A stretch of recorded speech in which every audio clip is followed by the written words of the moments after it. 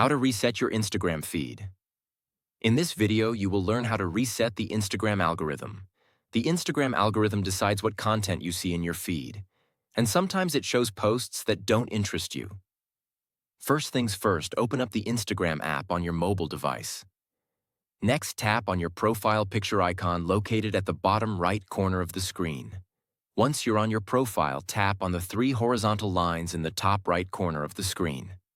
In this menu, scroll down until you find an option labeled Content Preferences. Tap on Content Preferences, and here's where you will find an important option. Reset Suggested Content, tap on it.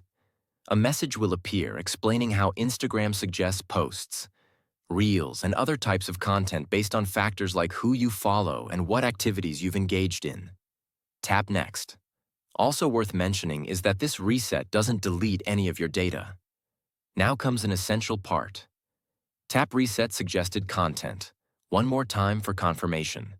This double check ensures that users are fully aware they are making a significant change. That's all there is to it.